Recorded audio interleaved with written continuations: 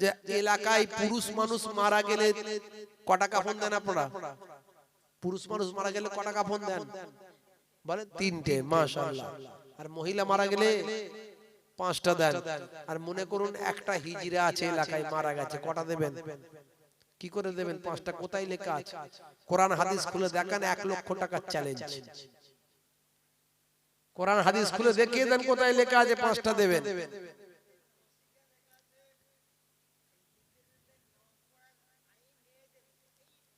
যদি মেয়েদের মতো হয় তবে, ছেলেদের মতো যদি চালচলন হয়, অনেক ছেলেদের মতো হিজড়া আছে না? সবই কি সব হিজড়ে মেয়েদের মতো চলে না ছেলেদের মতো চলে? সব মেয়েদের মতো? ছেলেদের মতো আছে, চলে দেখবেন। যে হিজড়ের মধ্যে ছেলের ভাগ বেশি পাবেন তাকে ছেলের অনুযায়ী মাসালায় আপনি 3টে আপনাকে কাফন দিতে হবে। আর যে হিজড়ের মধ্যে মেয়ের ভাগ বেশি আছে, এমন অনেক হিজড়া আছে দেখবেন তাদের ছেলের ভাগটা বেশি আছে না নাই? তাহলে আমি সেটা বড় কথা নয়, কটা কাপ আপনি পেলেন কোথায় আমাকে দেখান। কোরআন আর হাদিসে কোথায় পেলেন? নামাজ শিক্ষা তো দলিল হবে না তখন। আপনি তো বলছেন যে আমি কোরআন হাদিস ছাড়া কিছু মানি না। আপনার কথা বলছি না, যারা আহলে হাদিস দাবি করছে, আমার প্রশ্ন তাদের কাছে। বাইতুল খাল ভাই আমার, এই যে টয়লেট, পেচ্ছাপ, পায়খানা করছে, বাথরুম, টয়লেট, পটি করে কতটা পরিমাণ ধৌত করলে আপনি পবিত্র হবেন? দেখান কোথায় লেখা আছে। কতটা পরিমাণ ধৌত করলে আপনি পাক হবেন, নাপাকি থেকে তাহারাত হাসিল করবেন? কতটা পরিমাণ ধৌত করতে হবে কোরআন হাদিসে কোথায় পাবেন? দেখান। তাহলে কেন বলছেন মাযহাব মানি না, ইমাম মানি না? কেন বলছেন ফিকহ মানি না? শুধু হাদিস আর কোরআন ছাড়া কিছু মানি না, খুলে দেখাও। ঠেলাই পড়লি তো আমাদের শায়েখ এটা বলেছে। শায়েখ পেলো কোথা থেকে? শায়েখটা পেলো কোথা থেকে? মাওলানা পেলো কোথায়? আখেরি জামানা বাবাজি, কত রকমের দলমত বেরোবে, ফিতনার যুগ। 73টা দল হবে, একটা দল ডাইরেক্ট জান্নাতি, 72 দল জাহান্নাম খেটে জান্নাতে যাবে। কত রকমের ফিতনাওয়ালা বক্তা বেরোচ্ছে ভাইরা আমার, তরুণ যুবকেরা আমার, মুরব্বিয়ানেরা আমার, মুসলমান। এখন এই মুর্শিদাবাদের দিকে দেখবেন 2-1টা বক্তা বেরিয়েছে। আগে কে মোবাইল রিপেয়ারিং করতো, এখন শায়েখ হয়ে গেছে। দেখবেন ঘন ঘন ফতোয়া দিচ্ছে, শুধু কড়া ডোজ দিচ্ছে। লোকে বলছে দেখছিস, বলছে বটে। হ্যাঁ, জিজ্ঞাসা করা হলো যে আপনি তো আগে মোবাইল রিপেয়ারিং করতেন, এখন তো শায়েখ হয়ে গেছেন, তা আপনি কি পড়াশোনা করেছেন? পড়াশোনা, এডুকেশন আপনার কত দূর, কোয়ালিফিকেশন কত দূর? বলছে আমি মাদ্রাসায় পড়িনি। তো মাদ্রাসায় পড়ুনি, তুমি হারাম হালালের ফতোয়া দিচ্ছ। 17 বছর পড়ে তারপরে 2 বছর আরো স্টাডি করতে হয়, মুফতি পড়ে তবে সে ফতোয়া দিতে পারে, অপারেশন করতে পারে।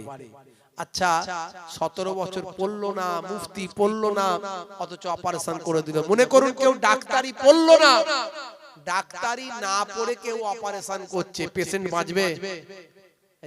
পেশেন্ট বাঁচবে? পেশেন্ট সঙ্গে সঙ্গে মারা যাবে। তাহলে ডাক্তারি না পড়ে যেমন অপারেশন করলে পেশেন্ট মরে যায়, তেমন মাদ্রাসায় 17-18 বছর না পড়লে, মুফতি ডিগ্রি না করলে, স্টাডি না করলে ফতোয়া দিলে ঈমান মরে যাবে। এখন এদের কে বোঝাবে? ঈমান মরে যাবে, ঈমান।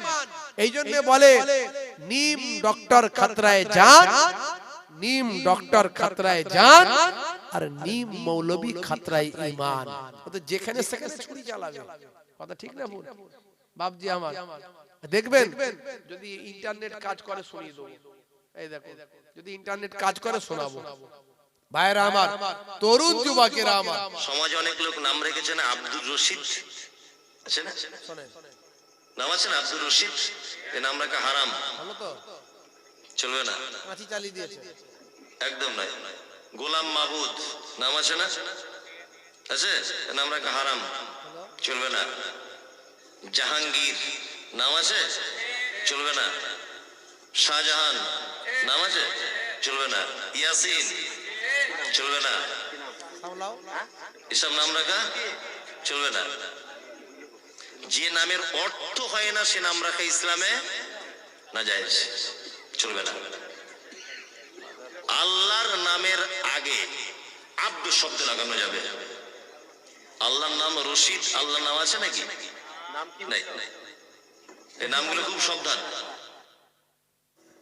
রশিদ আল্লাহর নাম নাই বলছে। আজকে গিয়ে কোরআন শরীফটা খুলবেন, খুলে দেখবেন আল্লাহ তাআলার 99টা নাম আছে, সিফাতি নাম, যেগুলো গুণবাচক নাম। রহমান, রহিম, সত্তার, জব্বার, গফফার। শেষের দিকে দেখবেন আর রশিদ নামটা আছে। জোরে বলুন সুবহানাল্লাহ। এ বাবু এত বড় সার্জেন ডাক্তার যে রশিদ নামটা আল্লাহর আছে সেটাও জানে না, কিন্তু হারাম বলে ফতোয়া দিয়ে দিচ্ছে।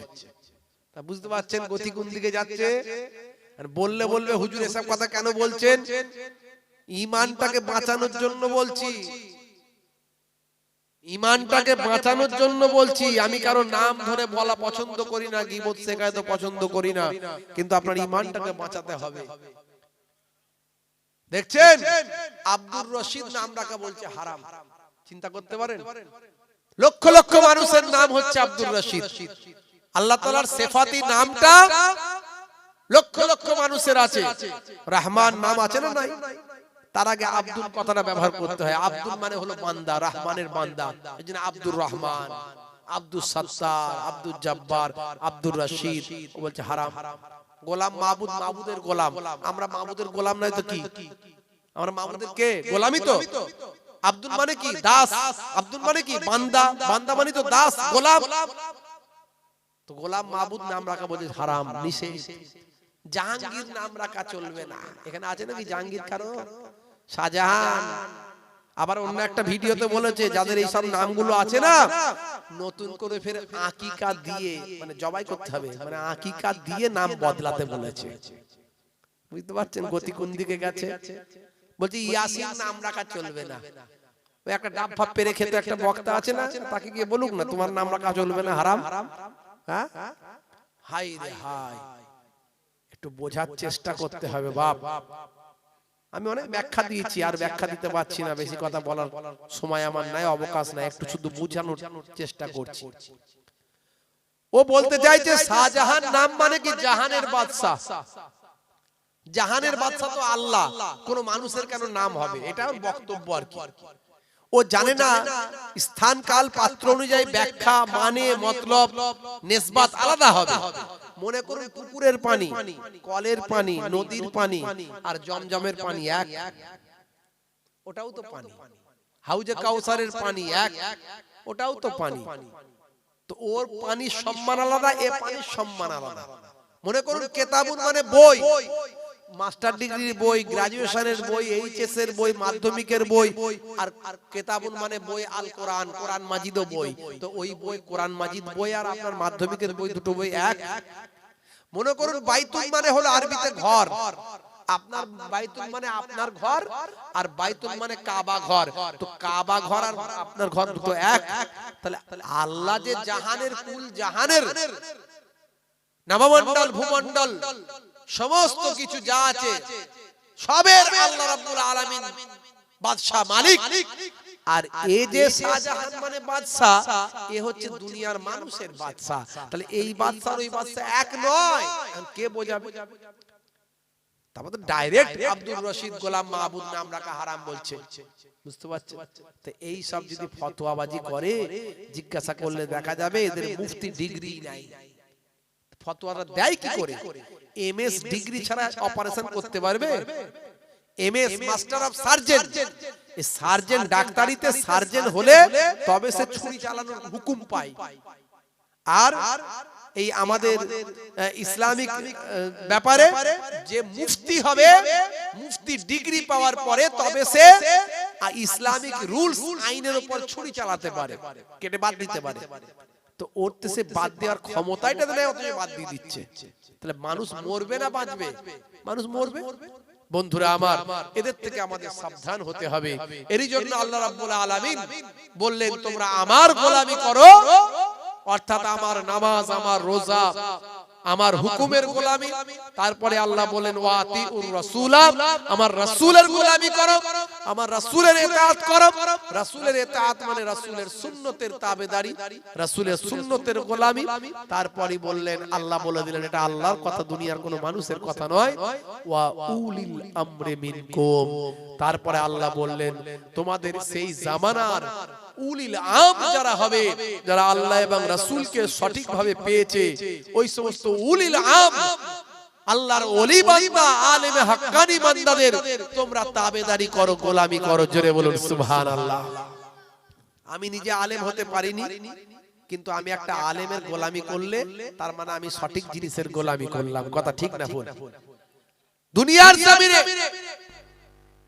জমিনে মাধ্যমিক, এইচএস, উচ্চ মাধ্যমিক করতে গেলে আপনাকে একটা মাস্টারের কাছে যেতে হয়। কথা ঠিক না ভুল? একটা মাস্টার না ধরলে গ্রাজুয়েশন পাস করা যাবে? আপনি ইকোনমিক্স বুঝতে পারবেন টিচার ছাড়া, ম্যাথমেটিক্স বুঝতে পারবেন, বীজগণিত বুঝতে পারবেন, আপনি ফিজিক্স বুঝতে পারবেন, কেমিস্ট্রি বুঝতে পারবেন, টিচার ছাড়া এমনি এমনি বোঝা যাবে বাবা? বুঝতে পারবেন না। তাহলে আপনাকে দুনিয়ার বিদ্যা অর্জন করতে গেলে টিচার লাগে। আল্লাহ এবং রাসূলের দেওয়া জ্ঞান অর্জন করবেন আপনি টিচার ছাড়া, এমনি এমনি বুঝে যাবেন হয় কখনো? কে বললো আপনাকে আপনি পেয়ে যাবেন? অত সহজ? এরা বলছে কোনো অসুবিধা নাই, আমরা এমনি এমনি পেয়ে যাব, আমরা ডাইরেক্ট আল্লাহকে ধরবো। বুঝতে পারছেন? হে তরুণ যুবকেরা, এই জন্য আমরা আল্লাহর ওলিদের অনুসরণ করি, আল্লাহর আলেম বান্দাদের অনুসরণ করি। আমার আল্লাহ কোরআন মাজিদের মধ্যে জানিয়ে দেন, ইয়া আইয়ুহাল্লাযীনা আমানুত্তাকুল্লাহা ওয়া কুনু মা'আস সাদিকিন। হে বিশ্বাসী বান্দারা, তোমরা আমি আল্লাহকে ভয় করো এবং সত্যবাদীদের সঙ্গী হয়ে যাও। সত্যবাদী কারা? বুকে হাত দিয়ে চিন্তা করুন তো, আমরা কি সত্যি সত্যবাদী হতে পেরেছি? জীবনে কতগুলো সত্য কথা বলে